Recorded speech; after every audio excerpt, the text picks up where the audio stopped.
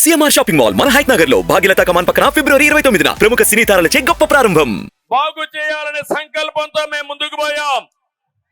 ఆ రోజు 2029కి vision document తయారు చేశాం. అమరావతి హైదరాబాద్ కంటే మిన్నగా ఒక రాజధాని ఉండాలని, ప్రపంచమే గుర్తించే విధంగా చేయాలని ఆ రోజు రూపకల్పన చేశాం. పోలవరం పూర్తి చేసి రాష్ట్రంలో ప్రతి ఒక్క ఎకరాకు నీళ్లు ఇవ్వాలని ఒక ఉన్నతమైన సంకల్పంతో ముందుకు పోయాం.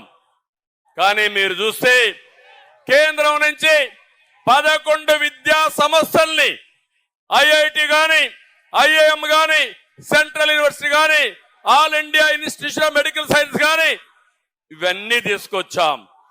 అదే మాదిరిగా ఆ రోజు మీరు చూస్తే ఢిల్లీకి వెళితే రాష్ట్రం కోసం వెళ్ళాం, ప్రాజెక్టుల కోసం వెళ్ళాం.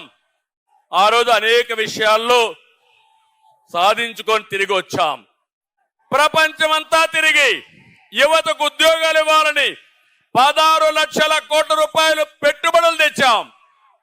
10 లక్షల మందికి ఉద్యోగాలు ఇచ్చాం.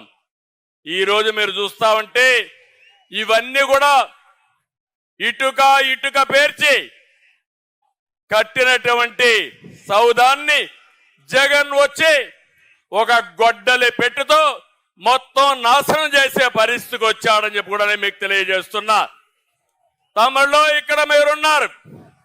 ఈ రోజు రాష్ట్రంలో ఒక సైకో పాలన ఉంది, అవునా కాదా అని మిమ్మల్ని అడుగుతున్నా. ఉంది అంటే చేలుపైకి ఎత్తండి. ఏ రాష్ట్రంలో అయినా సైకో పాలన ఉందా అని మిమ్మల్ని అడుగుతున్నా. ఏ ముఖ్యమంత్రినైనా సైకో అన్నారా అని మిమ్మల్ని అడుగుతున్నా.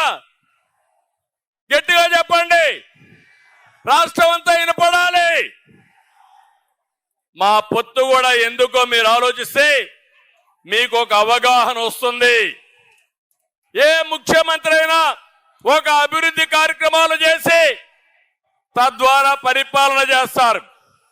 కొత్తగా ముఖ్యమంత్రి అనే వ్యక్తి ఒక పక్కన మీరు చూస్తే ఒక సంక్షేమమో ఒక అభివృద్ధికో నాంది పలుకుతారు.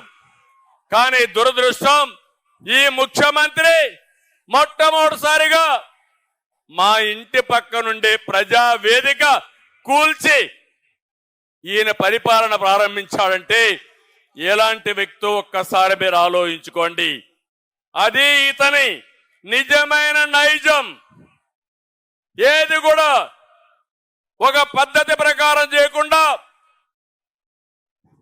ఎక్కడికక్కడ ఒక విధ్వంసానికి దారి తీశాడు.